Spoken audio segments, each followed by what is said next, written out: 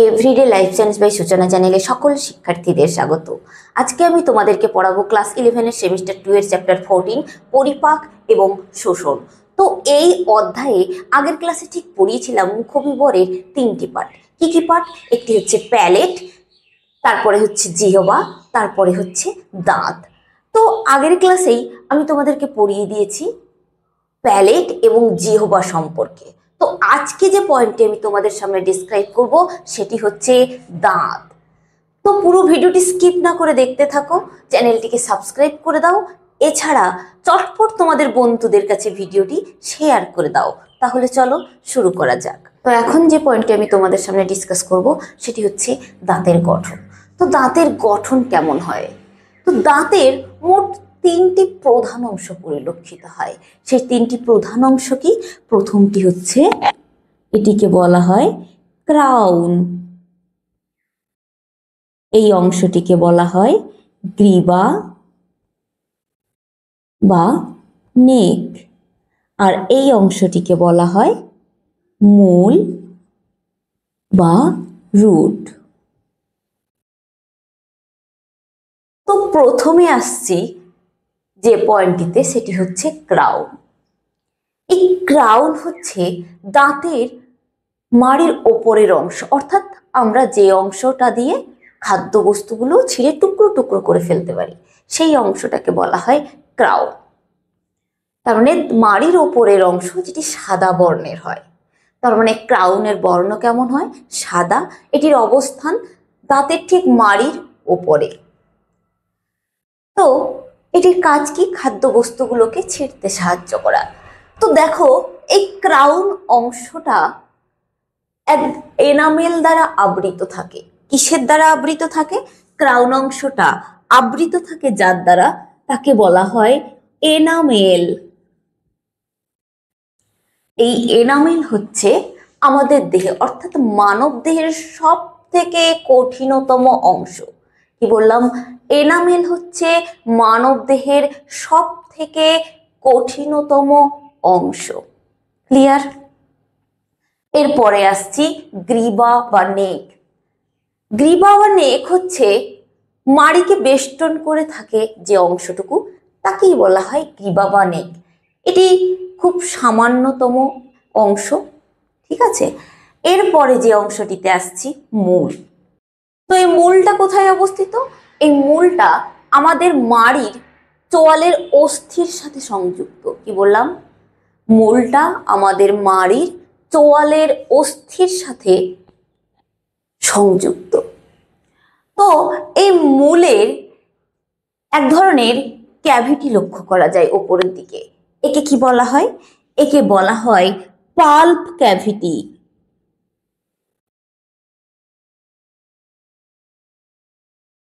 ঠিক আছে? তাহলে পাল্প ক্যাভিটি মূলের ওপরের দিকে পরিলক্ষিত হয়।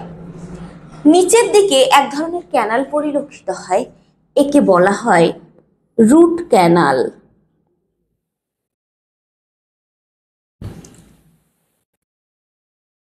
তো এই রুট ক্যানালকে চারপাশ দিয়ে আবৃত করে রাখে যে অংশ, তাকে বলা হয় ডেন্টিন। কি বলা হয়? তাকে বলা হয় ডেন্টিন।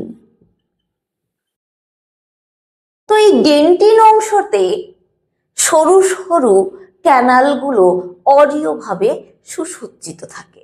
এই যে সরু সরু ক্যানালগুলো, এগুলো অরীয়ভাবে কিন্তু সুসজ্জিত থাকে। ক্লিয়ার?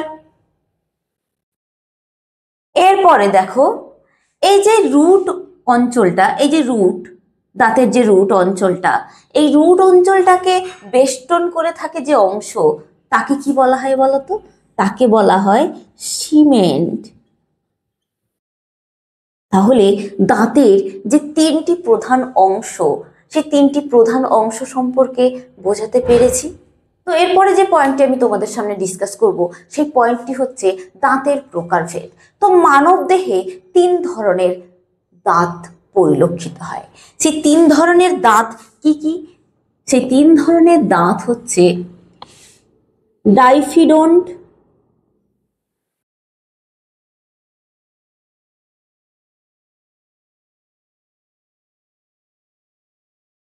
থোকোডন্ট এবং হচ্ছে হেটারোডন্ট।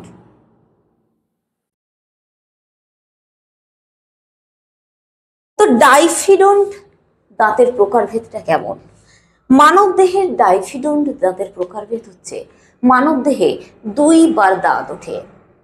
শিশু জন্মের পর 6 মাস বয়সে দাঁত ওঠে এক ধরনের, যাকে বলা হয় দুধে দাঁত, এবং 6 বছর বয়সে ওই দাঁত পড়ে গিয়ে স্থায়ী দাঁত গজায়। এই যে শিশুদের ক্ষেত্রে যে দুধে দাঁত ওঠে 6 মাস বয়সে, তার সংখ্যা কয়টি? দুধে দাঁতের সংখ্যা হচ্ছে 20টি। কয়টি? 20টি। এবং 6 বছর বয়সে যে দাঁত ওঠে সেই দাঁতের সংখ্যা কয়টি, বা স্থায়ী দাঁত ওঠে সেই স্থায়ী দাঁতের সংখ্যা কয়টি? স্থায়ী দাঁতের সংখ্যা হচ্ছে 32টি। ক্লিয়ার? তো দেখো, দুধে দাঁত 20টি ওঠে, স্থায়ী দাঁত ওঠে কয়টি? 32টি। তো এই স্থায়ী দাঁত কি উঠতেই থাকে? না, 18 থেকে 25 বছর বয়সের মধ্যে এই দাঁত ওঠাটা সম্পূর্ণরূপে কমপ্লিট হয়। এরপরে যে ভাগটিতে আসছি সেটি হচ্ছে থোকোডন্ট প্রকৃতির দাঁত। এই থোকোডন্ট প্রকৃতির দাঁতে কি হয়? চোয়ালে দাঁতগুলো সকেটের মধ্যে বসানো থাকে নির্দিষ্ট সজ্জারীতিতে। ক্লিয়ার? এরপরে আসছি হেটারোডন্ট। তো হেটারোডন্ট প্রকৃতির দাঁতে আমাদের কি রকম পরিলক্ষিত হয়? হেটারোডন্ট প্রকৃতির দাঁতে আমরা যা দেখতে পাই সেটি হচ্ছে মোট 4 ধরনের দাঁত দেখতে পাই। সেগুলো কি কি?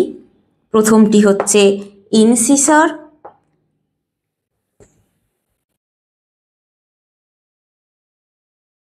দ্বিতীয়টি হচ্ছে ক্যানাইন,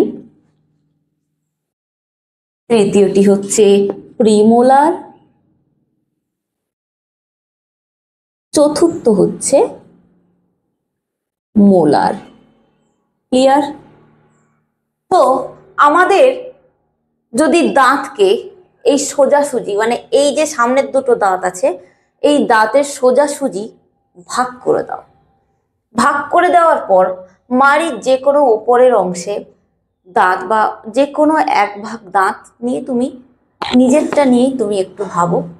দেখো, ইনসিসর মানে সিসর মানে কি? কাঁচি, অর্থাৎ যেটি খাদ্যবস্তুকে টুকরো টুকরো করতে সাহায্য করে, সেটাই হচ্ছে ইনসিসর। তার সংখ্যা কয়টি?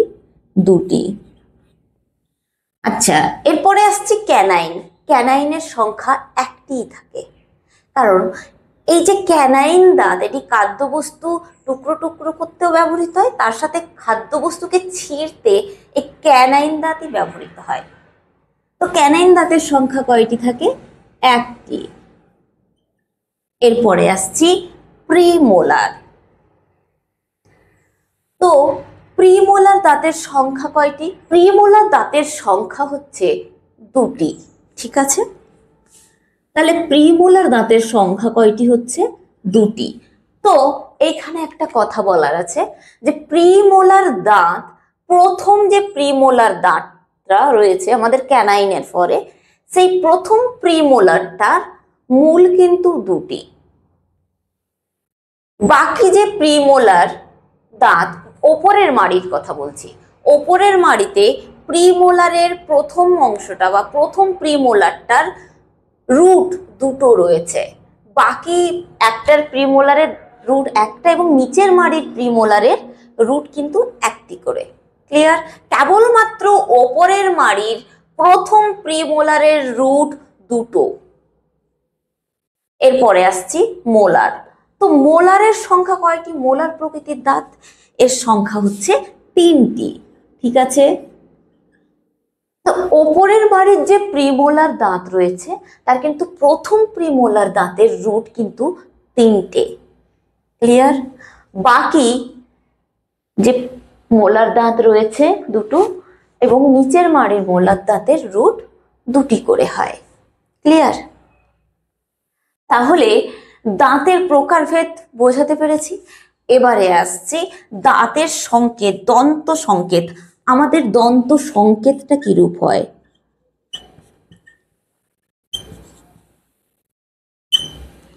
আমাদের দন্ত সংকেত আমরা এবার জানবো।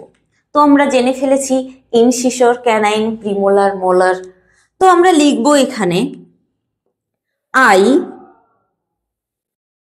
2/2, সি 1/1, পিএম প্রিমোলার হচ্ছে 2/2, তার সাথে লিখবো আমরা এম মোলার রয়েছে 3/3। ক্লিয়ার? তার মানে আমাদের দাঁতের, আমরা বলি যে ইনসিসর সামনের দুটো, আসলে না। আমরা এই দাঁতের এরকম সোজাসুজি ভাগ করে যে কোনো এক ভাগে ওপরের মাড়ি নিয়েও তুমি দন্ত সংকেত লিখতে পারো, নিচের মাড়ি নিয়েও দন্ত সংকেত লিখতে পারো। তাহলে দন্ত সংকেতটা বোঝাতে পেরেছি। আর ভিডিওটাও তাহলে এখানেই কমপ্লিট করছি। কারোর যদি কোনো প্রশ্ন বা কোয়ারি থাকে এই সম্পর্কে অবশ্যই কমেন্ট সেকশনে লিখে পাঠাবে এবং আমার চ্যানেলটিকে লাইক, শেয়ার, সাবস্ক্রাইব করে পাশে থাকা বেল আইকনটি প্রেস করে দেবে, যাতে আপলোড ভিডিওর পরবর্তী নোটিফিকেশন তোমাদের কাছে পৌঁছে যায়। ধন্যবাদ।